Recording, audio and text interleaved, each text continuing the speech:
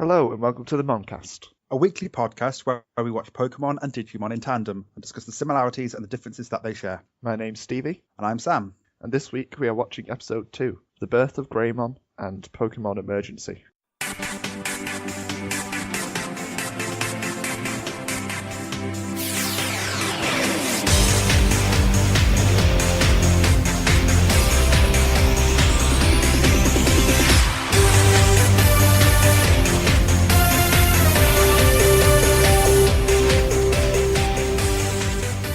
So we got some feedback for the first episode.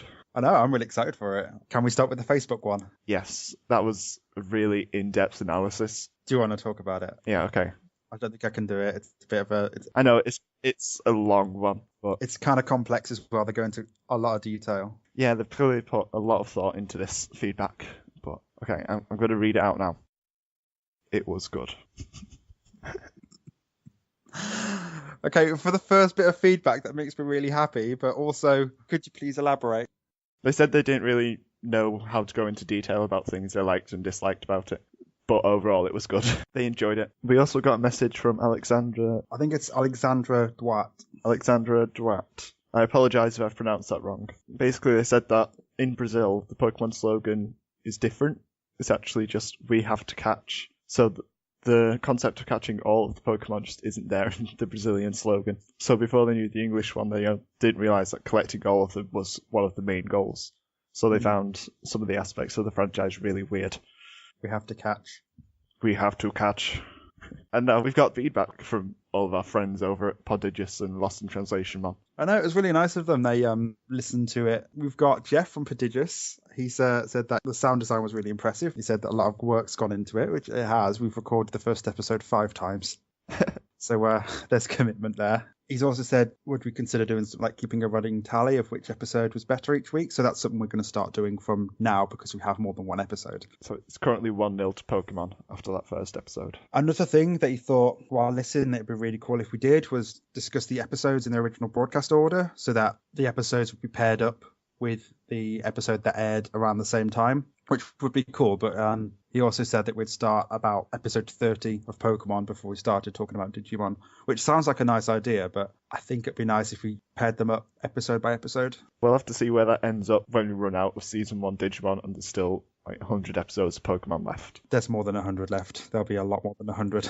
We'll discuss that nearer the time. It's going to be nice to work out when we're going to watch the films, etc. Because I know we've talked about the film before, off air, and you don't remember a lot of what happens in the Pokemon movie, which makes me really happy because you're in for a treat with the Pokemon movie. One other thing Jeff mentioned was that the fast-forwarding sound effect sounded a bit weird and jarring. I do agree that it was a bit weird, so that's something we're going to change. And then you can talk now. I get a really short one from Asher from Prodigious, who said, it was a really smooth and fun first episode. Yeah, I don't know what else to say apart from thank you. And Andrew from Prodigious said that they loved the complaints about how many introductions there were in the first episode of Digimon. And apparently there's a Meet the Digimon VHS that actually does a better job in less than 6 minutes. So when I said that the first episode could probably be put into 5 minutes, I was right. I think at the start of the second episode of Digimon, you even mentioned that the recap from the first episode was better than the first episode.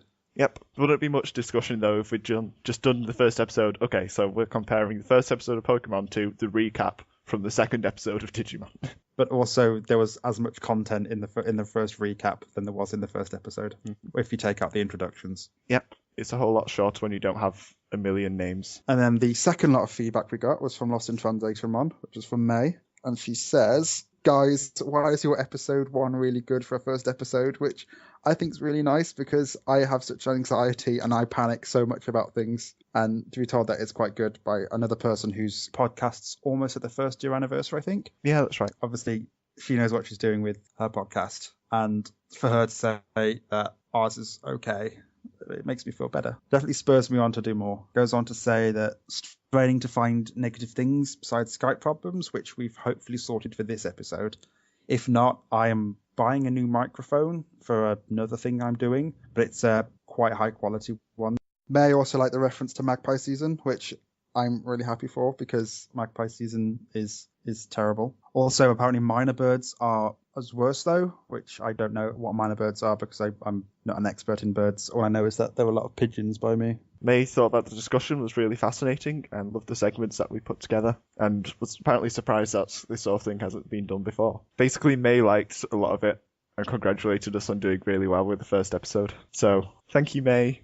And then said, I've used the last bit of my internet data for the month saying all that, by the way, and I thought that was really sweet. It's like, thank you. Oh, and also, thank you to Prodigious and Lost in Translation Man for sharing our first episode, because we didn't ask them to do that, and they did it anyway, and they shared it in many places. Thank you. And then you say thank you as well again at the end. Thanks. Again. And again, thank you. Again. The first episode we watched this week was Digimon, The Birth of Greymon. Our 7 young heroes plummet into the river below and are saved by a band of fishes summoned by Gomamon. They end up travelling downstream and wind up at the ocean where they encounter some weird phone booths. Out of nowhere, they are attacked by an angry Shellmon.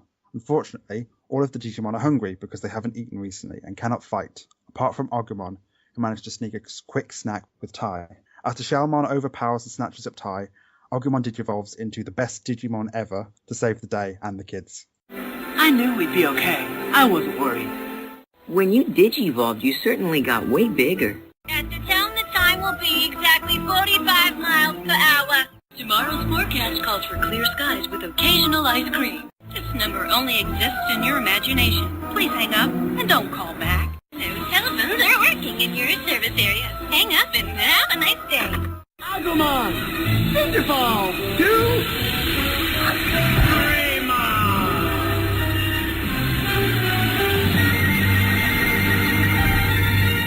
So, what did you like about this episode? I liked a lot more about it than the first episode. We actually see the kids react to situations other than mortal danger that they have to run away from. We get a much better impression of them. I also think because we've seen the first episode several times, it's nice to see something different. Yeah, it is. It's a breath of fresh air. I actually agree, though. I do think that was a really good episode, but I'm kind of biased. Yes, you've got a lot of nostalgia blindness for this episode. So, what was one thing you liked about it? Well, I'll go into more detail about how I think it did a better job with introducing the kids and the unique personalities, because I feel like we got a much better first impression of them than we did originally. Because they're not just running away all the time, they actually talk to each other. We get interactions between different members of the group, and it's interesting to see how they all sort of mix together and try and sort out the problems the groups are having. You can already see character traits happening. Like, see Joe is so determined to find a way home. You can see Mimi being Mimi, which I think is really unfortunate because she's a ditz, but she shouldn't be a ditz. She's there to tell jokes. That's what it seems like anyway. We also have Tai, who's already sort of stepping forward as the leader and trying to give the group a direction to head in. And we also have Matt, who's trying to oppose him, but not intentionally. Like, he's sort of still thinking logically, but differently to Tai as well.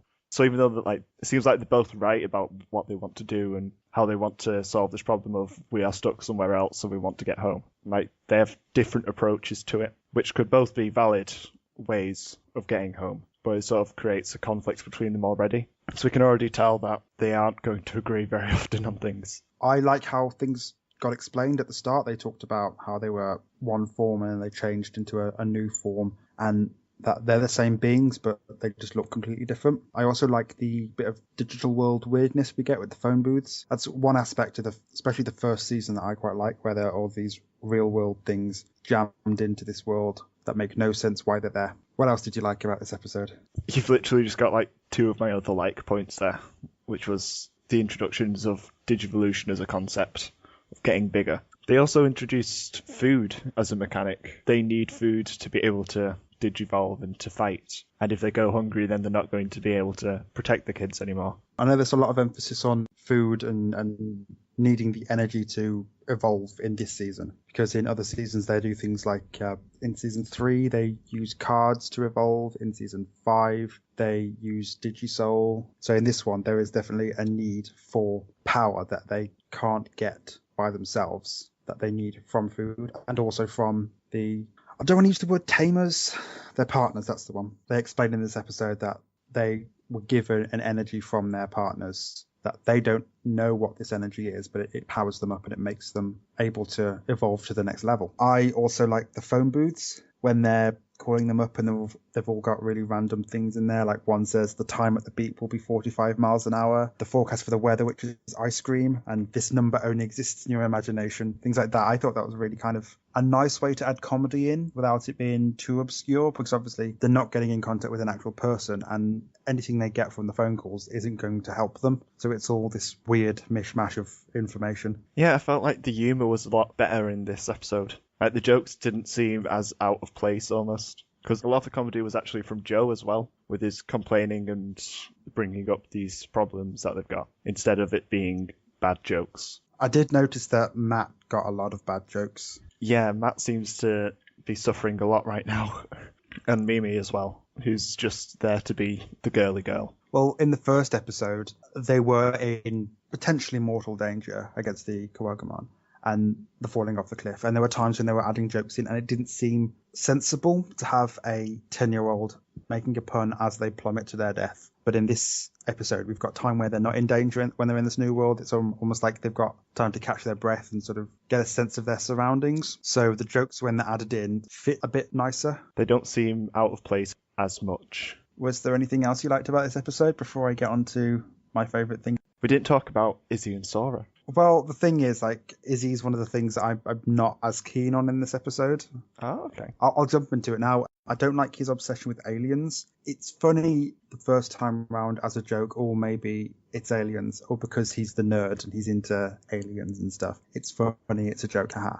But when he keeps going on about it and repeating it, and we know that it sort of gets dropped after a couple episodes, it's a joke that just falls flat after a while. And when he keeps mentioning it, you're like, okay, I get it. You think it's aliens. You don't need to keep bringing it up. But I'm going to go back to the things I like about this episode. Can you guess the thing I like about this episode? Is it Greymon by any chance? It is. He is my favourite. He's also used as a way of explaining how this other set of mechanics work, where there's evolution, but it's temporary and it's a higher level, and they do need this energy to achieve this level. And it's not just an energy they get from their partner. They need to be fed as well. They need to have this like reserve of energy within themselves. They sort of have two sets. There's the energy they get from food and everything, and then there's the energy they get from their partners, and they need these two together to temporarily get to this next level, which they can use whenever someone's in danger. It's in the next episode where they realise the connection between the partner being in danger and the Digimon digivolving. But in this episode, it just sort of happens by accident, because Tai gets himself into danger. Also, Greymon is a great big orange dinosaur, and that makes me happy. You and your dinosaurs. I'll talk about it after, but let's go into what we didn't like about this episode. I noticed there was stock footage again. There's a few moments where there are just bits that are repeated, especially the one I noticed the most this episode was Shellmon when he's doing its water blast from its head. It was the same close-up of its head shooting the water every time it shot it. There must have been about 3 times that I saw it. There may have been more, but it was just another way of them saving some money when they're making the show. And there was more spinning Digivolutions as well, of course. Well, it's a new one this time, but it's exactly the same sort of footage that they used, where it's the one evolving in the middle, spinning around with the words around them. There wasn't as many as the last episode. There was only one this episode, which was nice, because that means there was a good maybe minute and a half of time they took away and added to the story.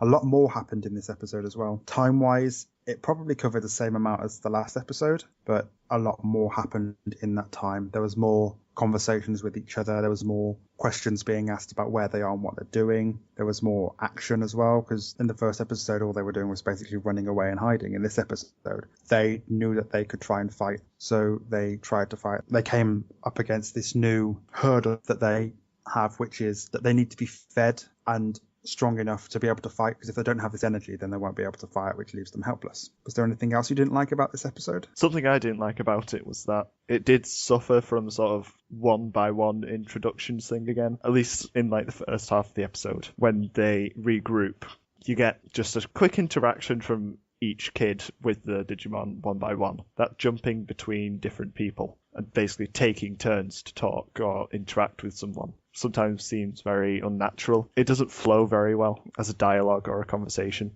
That seems to be like a trope that exists in older cartoons especially, where everyone stays still and one by one everyone says something. So if you focus on one character, they'll be stood still for a couple of seconds while everybody else talks. They'll say their line, and then they're still stood still, waiting for everybody else to finish. Yeah, exactly. It just doesn't seem natural or like a realistic conversation, or how they'd actually be talking to each other in this situation. So did you have a favourite character or thing about this episode, and what was it and why? The final shot, because there's some really just bad drawings in there. And one in particular, one of her faces in particular, is so sublime and hilarious. I just couldn't stop laughing at it. I noticed that Ty and Matt have uneven eyes. Ty has a broken ankle, and then Gomamon. How would you describe Gomamon? Gomamon just looks like he has a derp face. I've got to get it up again. I'm looking at it again now. If you look at Gomamon's cheeks, they sort of look like his eyes, because his eyes are closed. It looks like he's got this tiny little face. And it's kind of cute, but it's also funny. We'll put it in the on Tumblr and everything for you to look at, but I think it's really funny. It looks so stupid. It's so funny.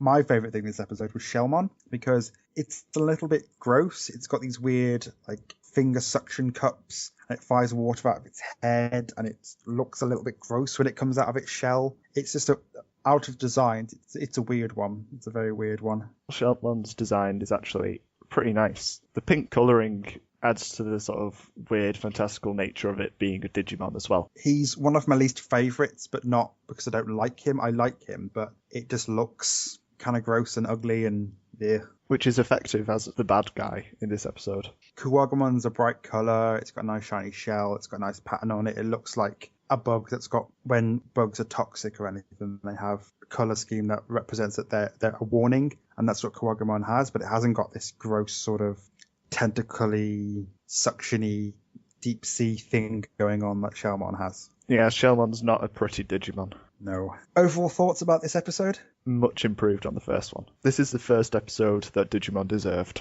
It's a big nostalgia trip for me because this was the first episode I saw. I started watching. I was flicking through channels when I was younger, and I started watching just as Agumon was evolving, and then it started fighting Shellmon. And watching that the first time, this being my first episode, it was quite nice because I didn't get the first episode, which was not as good as this episode. So this was my starting point, which was okay for an episode. It's not the worst episode, but it's not the best episode. But out of the two, it's a lot better. So when I saw this and I was like, oh, what are these things? What's happening? Why is it an orange dinosaur? It gave me that gateway to start watching, and I watched it from there on. And I didn't watch the first episode until I'd finished the entire season, and I watched it and I thought, this is quite bad. I don't think I would have continued if I'd saw the first episode first. The first episode of Digimon is not a good introductory episode to the series. This, on the other hand, the characters get more depth put into them. They interact more realistically. There's actually a plot beyond just running away from the giant red beetle. Overall, it's got more character and actual story in it. There's still some introductions, but there's a lot more plot in it.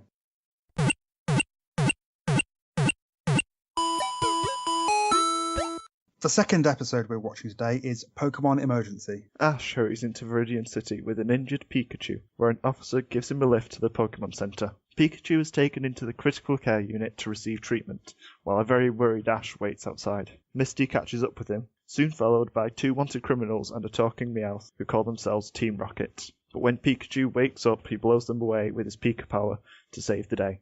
Ash and Misty disembark from the city, and Team Rocket set their sights on catching Pikachu in future. That's right! I declare to the Pokemon of the world, I will be the greatest Pokemon trainer! The greatest Pokemon master! You see, we just came here from Pallet and You know, you're the fourth person I've seen today from Pallet Town. The fourth? Oh, that means Gary Oak's here already. We have a driveway, you know. It's a Pokemon emergency! To protect the world from devastation. To unite all peoples within our nation. To denounce the evils of truth and love. To extend our reach to the stars above. Pika Pika!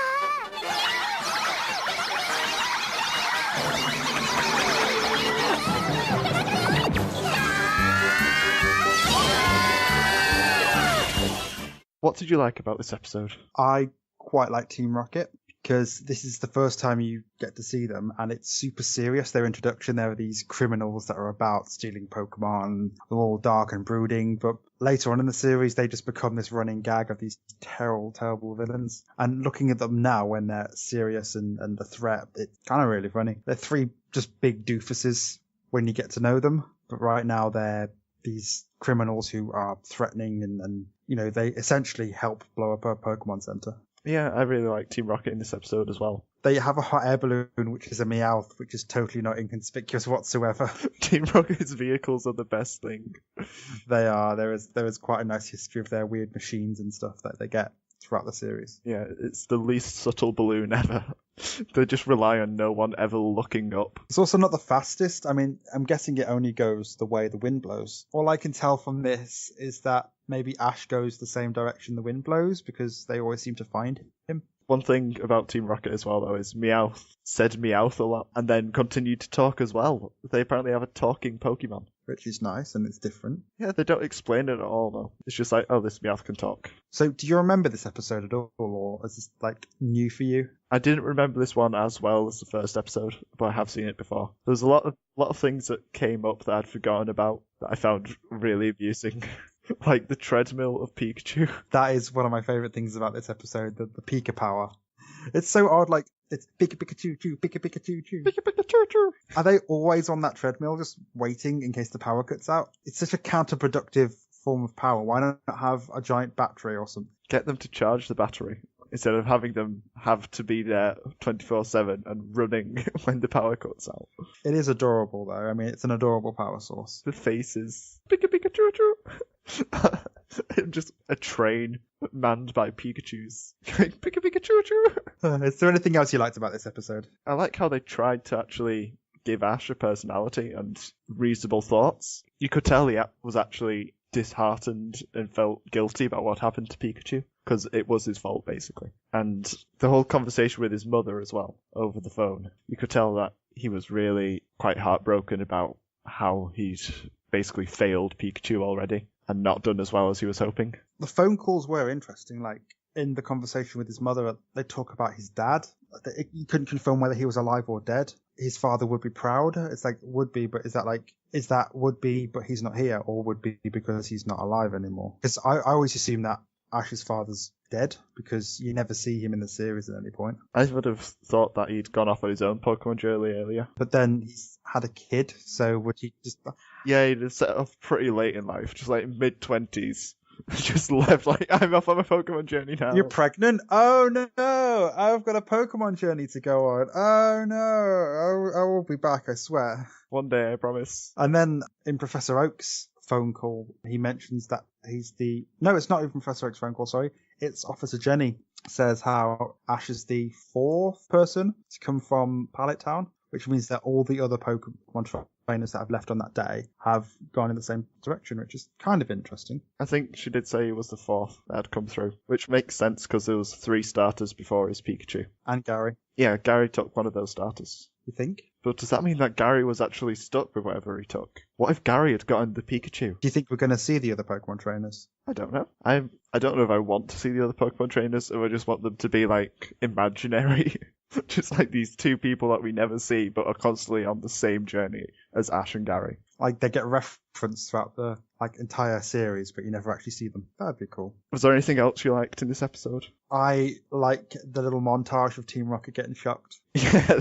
I didn't remember that, but I think that's kind of... It was. I found it genuinely funny. It's one of the few things I found genuinely... I liked the Pikachu treadmill, and I also liked this. It was really good. Just it cutting to each and every one of them getting electrocuted was kind of funny. Yeah, the whole final scene was just completely and utterly ridiculous, which made it all the more amazing and funny to watch. This little army of Pikachu jumping over this fence. I like how Pikachu summoned them even though he's just woken up. And they pile onto him and then they electrocute Team Rocket and then suddenly Pikachu's absolutely fine. I mean, why couldn't they do that for the treatment? Yep.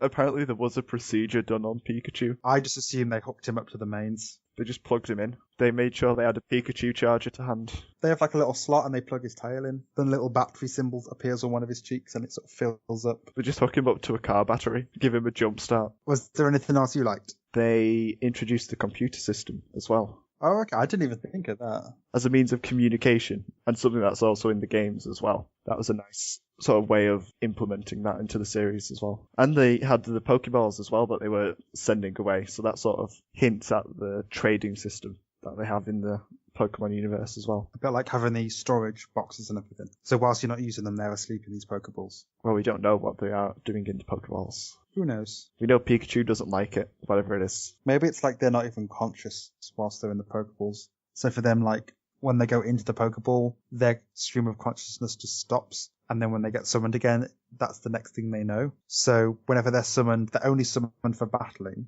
All they know in their life is fighting. Oh, that makes it really sad. That is really sad. I'm sorry I've given you this almost dystopian Pokemon future. Oh, now I feel really guilty about playing the games. I also like the nice little cliffhanger we get at the end. Yeah, when he sees a Caterpie. It's his first serious attempt at catching a Pokemon, because obviously before he was inexperienced, he didn't know what to do. He was just throwing rocks and catching them with his pajamas and throwing Pokeballs when it would do nothing. But this time he's seen the Pokemon. It shows that first bit of, it's the stock footage that they use in most episodes when it's about to get serious, when he pulls his hat backwards. That's when you know someone's serious. You know when Ash is serious when he pulls his hat behind him. It's like, now I need the sun in my eyes. Is there anything you didn't like about this episode? I have a few minor complaints. A lot of the conversations that Ash has seem very stiff. That's one of my complaints, that they're really odd. Like the one with Officer Jenny at the start, when she's talking when her mouth isn't moving, is one dub issue. But there's a lot of times when it's almost like they're having two separate conversations. Yeah, it's like they've both recorded the lines and then they've just put them next to each other in the right places. And it just sounds a bit off. The same thing about when Professor Oak's talking about, oh, are you at Viridian City yet? You've called the Viridian City Pokemon Center. And he's like, oh yes, I called the Viridian City Pokemon Center, which means that you're there, which would explain why I'm calling you now. It's like, okay, we get it. It's just a weird set of lines that he had. The dialogue can be very weird. Like when Ash tells him about the bird Pokemon and he wouldn't have been able to see the image above him. But he looks up. And it's like, oh yes, you wouldn't have seen this Pokemon. It's really rare. It's like, how do you know what that is? I know, like, the screen's underneath the image, so he wouldn't have been able to see above the screen. She's like, oh, you can't possibly have seen this ceiling Pokemon. Also, another thing is when he first calls the Pokemon Center, you can see noodles boiling on a Bunsen burner, and then he leaves when his pizza arrives. One thing I also don't like, and it's an animation thing, and I know they couldn't really do anything about it, but the screen's quite shaky, especially in the still shots. If you look at it, the whole screen seems to be shaking constantly, slightly, and it's kind of jarring to watch any of the still scenes when people are talking, just to see them sort of shifting around a little. Or maybe in this region they have constant, just like low-level earthquakes going on. Just constant tectonic activity. I mean, it would make sense with all the ground Pokemon that are underground and stuff, constantly moving around under there. So the Diglets. One other thing I thought was weird is it's an amazingly empty Pokemon Center. When Nurse Joy leaves, no one's manning the Pokemon Center desk. That's why Ash answers the phone call. Like, what happens if somebody else runs in with a seriously injured Pokemon? There's no one around. There's not even any other trainers, which I thought there would be. It was just empty apart from Ash and this one Nurse Joy. Well, to be fair, it seems like only 4 people have gone through that town with Pokemon recently. But then Officer Jenny sends out the announcement saying that there are Pokemon thieves around. If you have any Pokemon, be careful with them. I suppose that would give a good reason as to why there's no one in the Pokemon Center. Everyone's all at home protecting their Pokemon. But I just feel like it's a way to save money by not animating other people. Yeah, it's a lot easier to animate an empty waiting room that is shaking constantly because of low-level seismic activity. So, did you have a favourite character or thing, and what was it? Wait, I wanted to mention one other thing, actually. Oh, okay. What is it? Following on from the dialogue feeling stiff, I felt like the smack talk between Misty and Team Rocket in that whole exchange, just that whole battle that they tried to do, seemed really weird.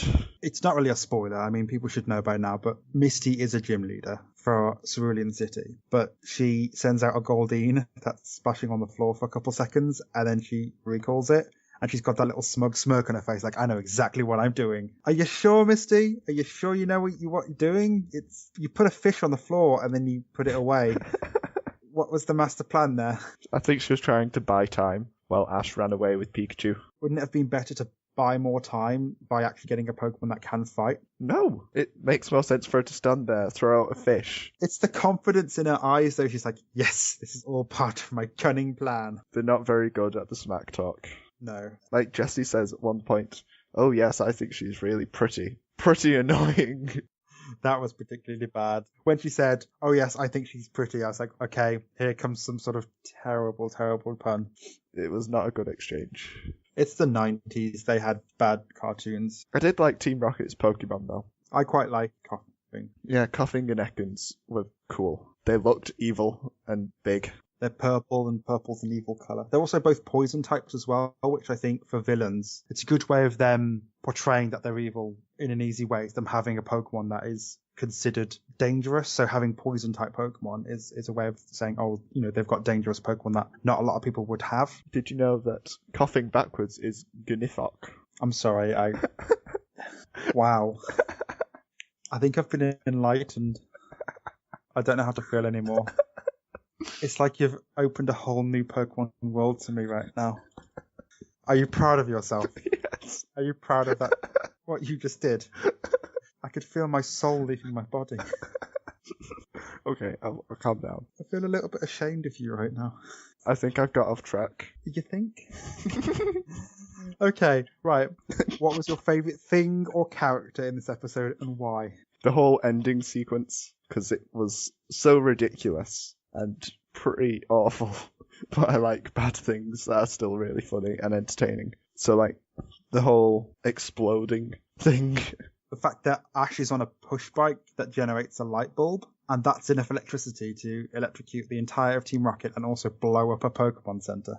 Yeah, that made so little sense. It all makes perfect sense because Pikachu understands conduction. I just remembered the whole conversation between Ash and Pikachu, where Ash just says, Pika Pika! Pika Pika power? That actually happened. Yeah, that's Ash learning to speak Pikachu. He starts to understand Pikachu even more. Yes, the ending of the episode is my favourite thing. Well, my favourite thing in this episode was the Pika Power Source. We've discussed it already, but I think it's so adorable. It's so odd as well. It's just a circular treadmill with Pikachu running in a circle, in a conga line. Maybe whole power stations are powered just by rings of Pikachu. So instead of solar panels on the top of your house, you have in your basement just a circle of Pikachu running around. The whole Pokemon Society is run by Pikachus on treadmills. It's pretty much slavery. They will fight for us and they will power our things. Okay, overall thoughts on the episode. It's strange. The first episode was quite good. It had a nice structure to it. It had good writing. The lines were nice. It sort of made sense. There were some jokes in there, but they were good jokes. This one had like weird lines thrown in and jokes that just fell flat on explaining things, like Professor explaining why Ash is in Viridian City, Pokemon Center. Things, they felt a bit off. I think they did try to be funnier than the last episode. And the jokes they used, a lot of them just sort of fell flat. Yeah, the episode's just sort of flops, really. Like, it tries to do things and it doesn't do it well. It's like the bit with Officer Jenny when she drives the motorbike right into the Pokemon Center, like through the doors up to the desk. It comes to a skidding halt. I feel like they did that to add more drama into the episode, but it really wasn't necessary. It's very over the top. I did like Nurse Joy's little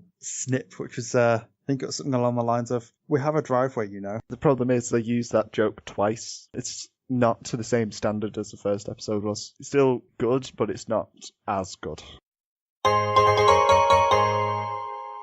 Now it's time for Mono a Mono, where we talk about the similarities and the differences in these episodes. So let's start with our Monsters of the Week. What's that coming over the hill? Is it a monster? Is it a monster?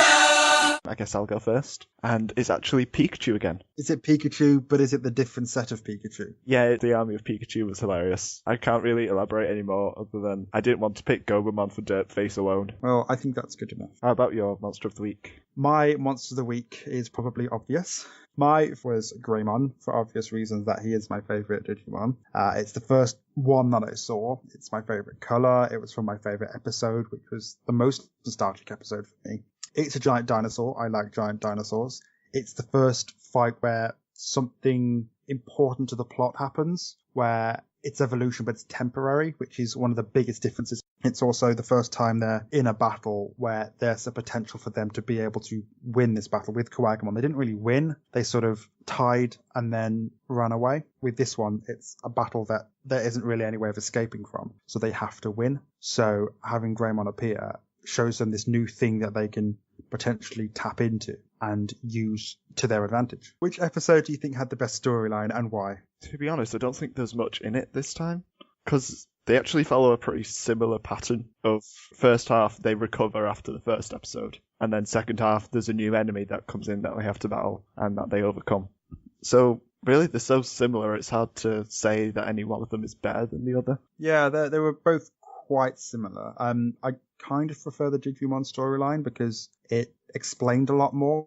In this episode of Pokemon, it was a lot of, it's the follow-up from the first episode. He got to the Pokemon Center and it was all the drama that revolved around there. With Digimon, it was them having that space to breathe and say, okay, what's happening now? What do we do? Where are we? What's going on? And asking all these questions. Like, it still had jokes in it, but there was a nice level of characters being fleshed out a bit more. In Pokemon, we had some bits of Ash's thought process and him thinking, oh, I've caused this mess. But with Digimon, it was nice to have little insights into every single character, and things like Joe being this sort of super cautious character who wants to find a way home. Yeah, I'd agree that Digimon sort of just has that little bit extra, or does it a little bit better. Were there any similarities between these episodes that you found, and if so, what were they? Well, like I said, they had this period of rest to recover after the first episode, followed by the new bad guys coming in for them to tackle. All I've got is that there were phones and the phones got destroyed, which is a similarity that they shared. We learnt a bit about what the creatures need to survive as well. Like, we learned that Digimon need food and Pokemon need medical attention. So which episode did you enjoy or prefer the most? And which one do you think wins this round? It's close this week, but Digimon. I also agree with this. I just felt Pokemon felt kind of off. There was some sort of weird bits of conversation that happened, and the jokes that they had seemed to fall flat, and the screen was a bit jarring to watch because it was shaking around, which was obviously an animation error, but it just felt a bit like it didn't sort of fit together in a way that the last episode did. I mean, there were moments I found genuinely funny, like the Pika Power bit and the Team Rocket getting shocked, but I felt a lot of the time there was a lot of silence and not a lot happening on screen. There was a lot of empty spaces and backgrounds and stills with a tiny bit of conversation or anything going on. I can't really add much onto that. It just seemed slightly off. Join us again next week where we'll be watching episode 3. Ash catches a Pokemon and Garurumon. You can find the Moncast on Facebook, Twitter, Tumblr, Soundcloud and iTunes. Just search for the Moncast. Or you can email us at themoncastpodcast@gmail.com. Thanks for listening. Bye. Bye.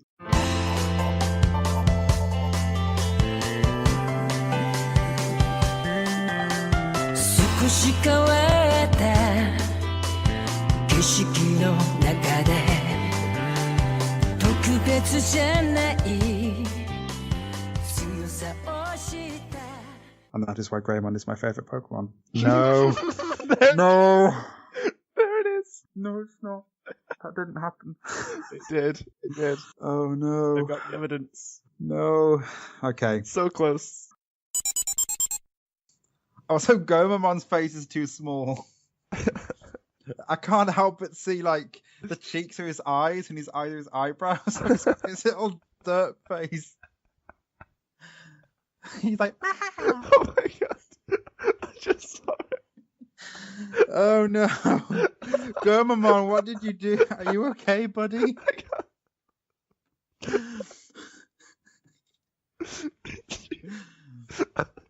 Okay. I need to go. Okay.